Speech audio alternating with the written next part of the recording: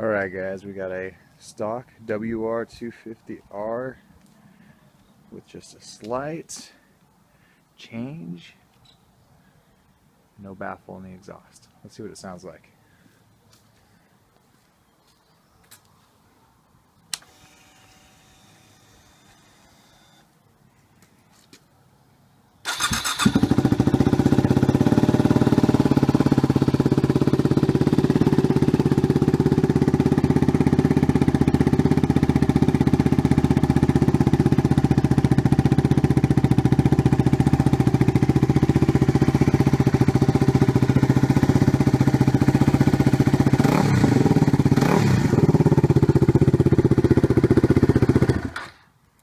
Well, that's one way to piss off your neighbors.